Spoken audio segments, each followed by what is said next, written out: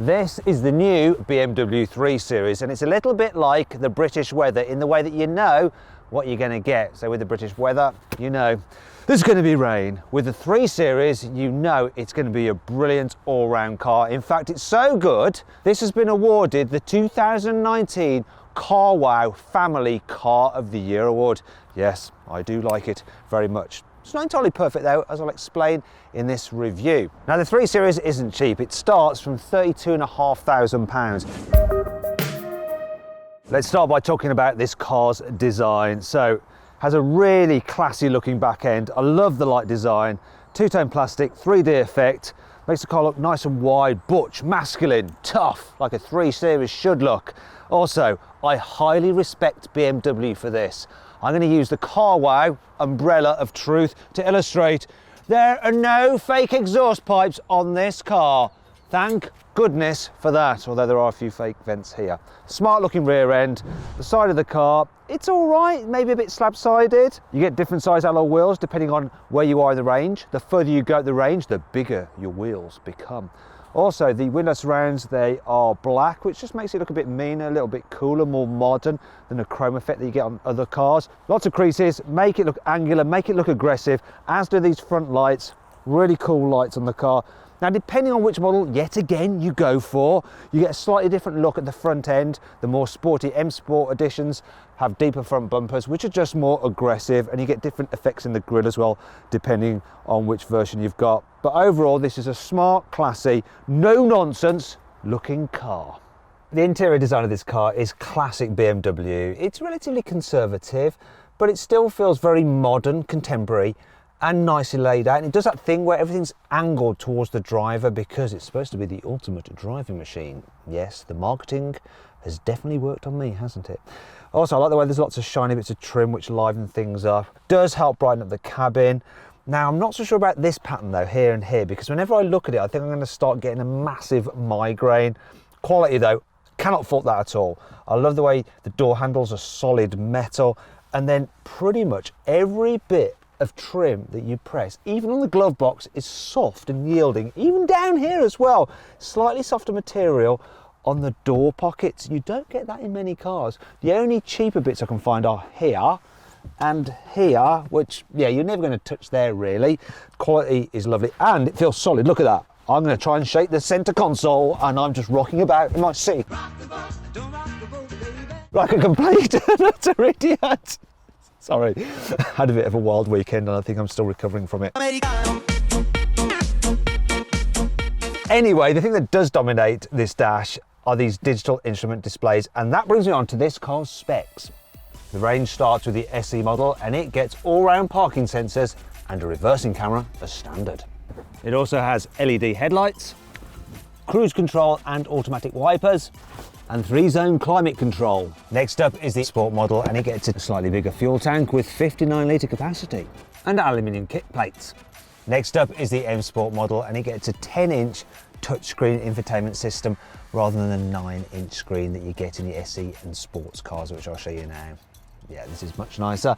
Also includes BMW's personal assistant, which is a little bit like Siri voice activation system.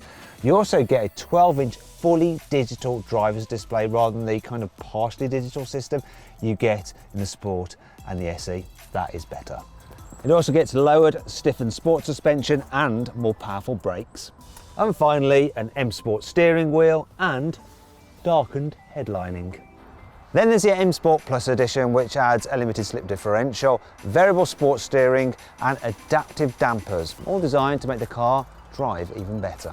Then of course, BMW being BMW, there are a range of option packs, such as the premium pack, which includes a sunroof and electrically adjustable front seats with memory function, all for £1,700. Anyway, enough of that, on with the review. Let's continue then by talking about the infotainment system, because it is one of the very best there is.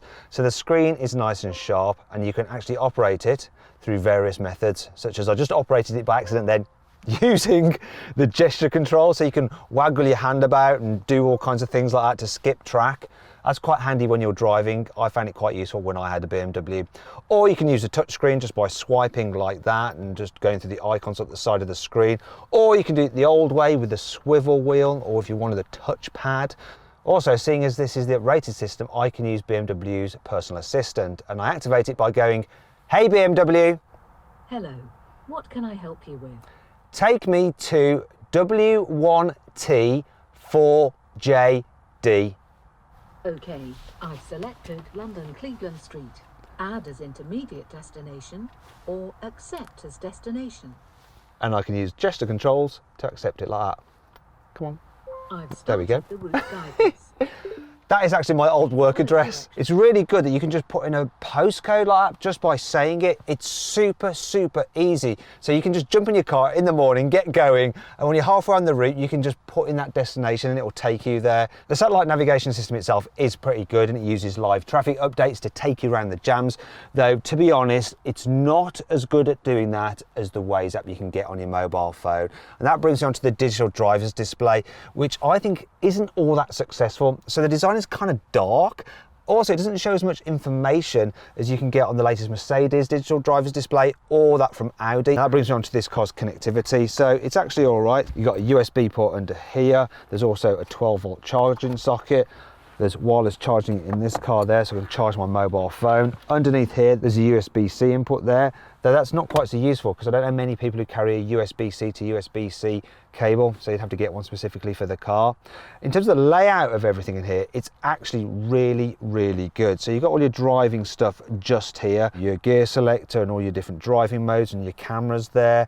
Then you've got your climate here, and it's nice and easy to use, nice little digital display close to the buttons themselves. Your shortcut buttons there for the stereo. Then you've got your stereo controls here on the wheel. You've got your cruise control over here. Your lights are down there. It's all very simple. The driving position is generally quite good. So I like the fact that in BMWs you can get the seat nice and low so it feels sporty. The steering wheel is nicely aligned as well. The only thing that bothers me slightly is the pedals are a little bit offset to the right. You feel like your feet are over in the right wheel arch. It's a little bit odd, but that is my only complaint. And there is quite a lot of movement, as you can see, in the steering wheel, and if you need it, in the seat height as well. So if you're short, you can still see out over that big long bonnet. In terms of storage, well, it's actually pretty good. So we've got huge door bins that will easily fit that bottle there. You've got these cup holders here, and they're not too deep, so even if you have a small cup of coffee, you won't end up ripping the lid off when you're trying to remove it. That is good. And there's a bit of extra space under here, which is quite useful. A secret storage area there that's not so secret because I've just told you about it, and a glove box, which I would describe as mediocre.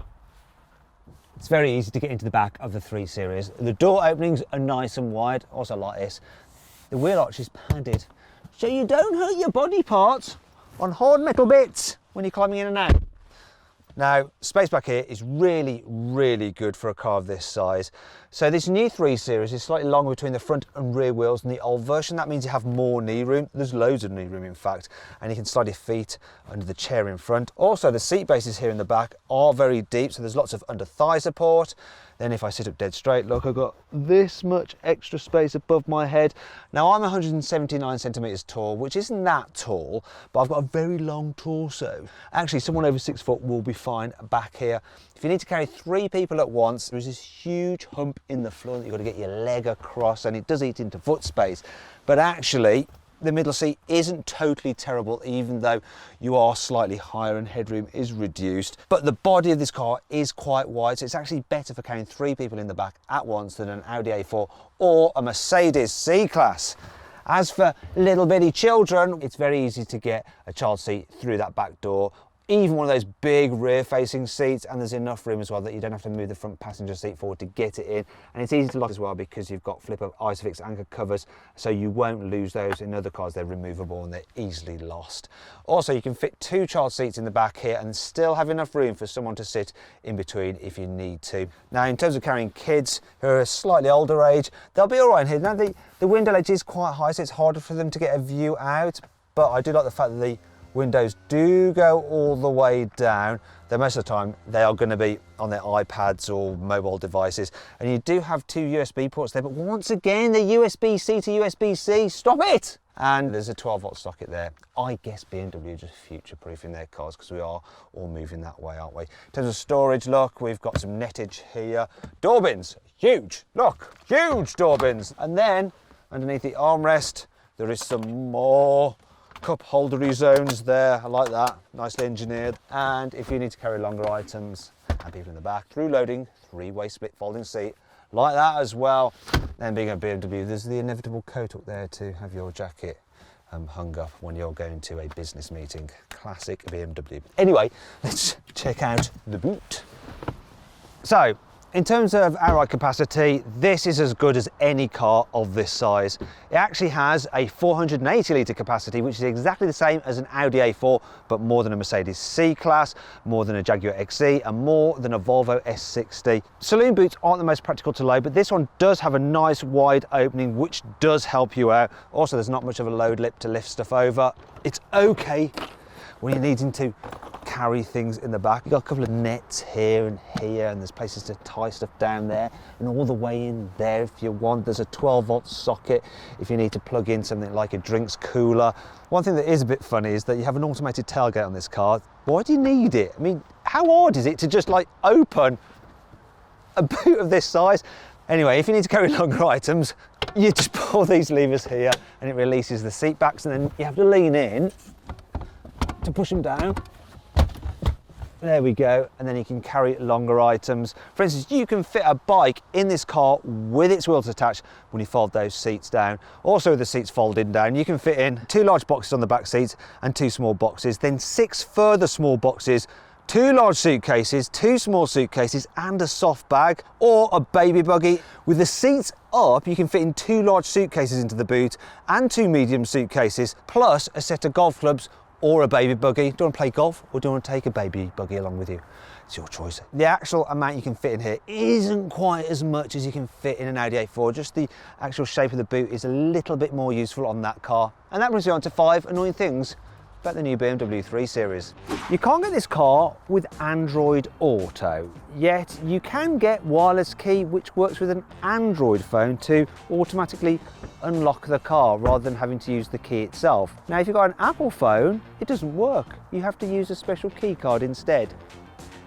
The location of the USB input there means that if someone plugs in their mobile device and your phone is on the actual charging tray, if you grab it and suddenly pull it out, you can end up knocking their USB cable and damaging the connection, which will then result in an argument. And I know, because I've been there with somebody. If you're watching, you know I'm talking about you, yeah. BMW is a little bit mean sometimes. For instance, if you want lumbar support on the front seats, that's going to cost you about £250 extra, regardless of which model you go for. Also, when you get Apple CarPlay free for the first year, afterwards, you have to pay for it for some reason. The design of the extendable seat base means that if you or someone else eats crisps in your car, the crumbs can fall down and gather in this trough.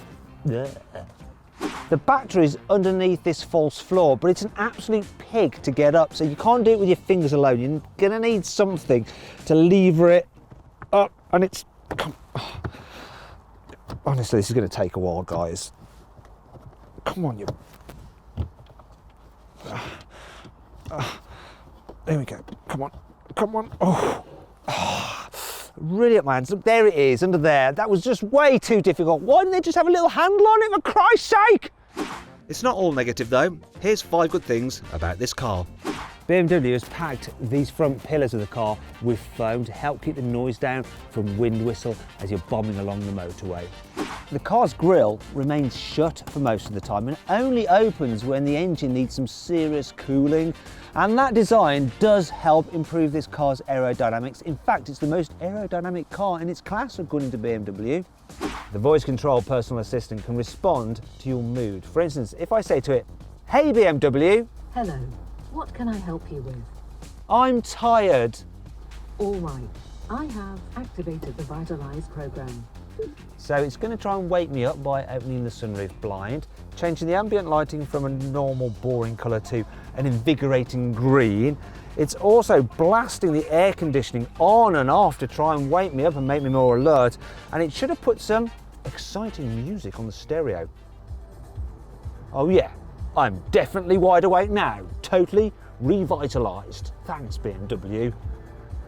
The upgraded surround view parking system is absolutely brilliant. As you reverse and get close to an object, which is the Carwow suitcase, it suddenly changes to a top-down view so you can get super close there without hitting it.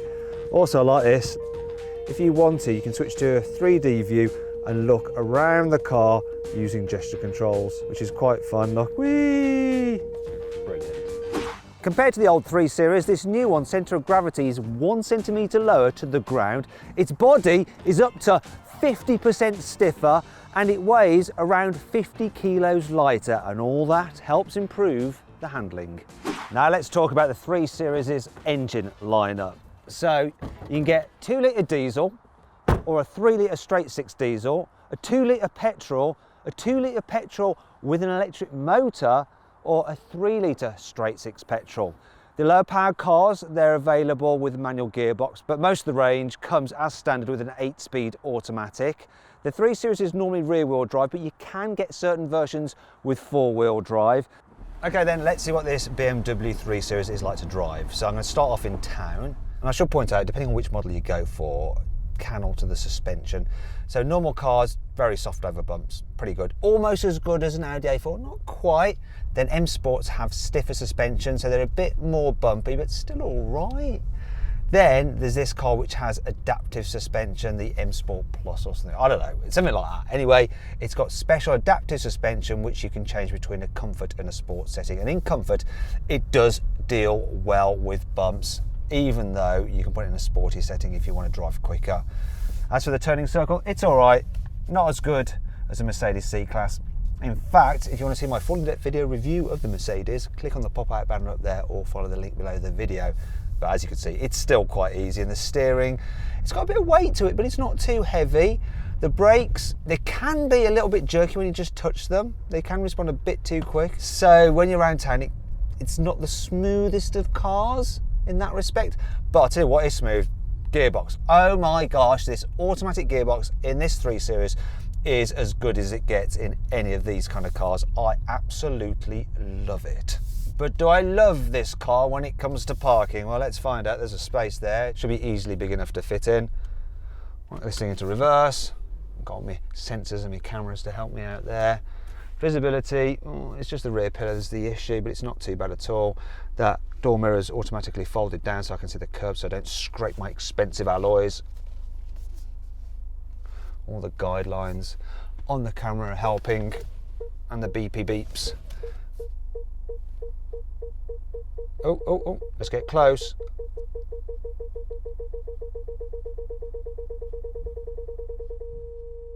Oh, so close. I'll just slot it into space. That was easy enough, that'll do. Quite happy with that. Piece of piddle, ladies and gentlemen. Let's get out of here. When you get out on the motorway, this new 3 Series is just as impressive. The old car was quite noisy, this one's fine. Engine and gearbox combination really excel here, so I'm going to floor it, it's in comfort mode, boom, gearbox responds, car takes off. That's 70 miles an hour, 50 to 70. This 2 litre diesel engine in this 320D really does have some good pulling power.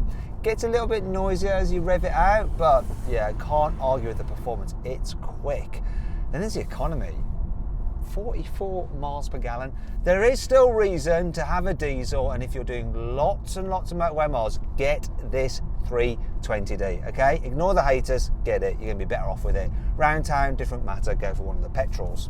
Finally then, we need to see what this 3 Series is like on a twisty road. And put the gearbox into manual, the car into sports mode, so that adds weight to the steering, sharpens the throttle response, increases the shift from the gearbox, and because we've got the adaptive suspension, it firms it up. So come on then. This one's rear wheel drive. You can get an all wheel drive version. Rear wheel drive is really good for handling because the rear wheels do the drive, the front do the steering, and oh my God, the steering is super sharp. Really precise, you know exactly what the car's doing, and it grips and goes round. It feels great on a twisty road. It is fun to drive. BMW have nailed this. It's good in all areas. It's good in town, it's good on the motorway, it's comfy, it's quiet, and it's fun. It could possibly be the only car you ever need when you get the M340i. That'd be the one I'd have. Because then you've got that straight 6 petrol and the performance to go with the handling and the comfort. Brilliant.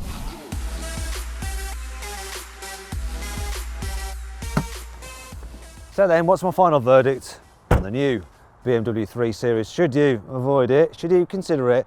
Should you shortlist it? Or should you just go right ahead and buy it?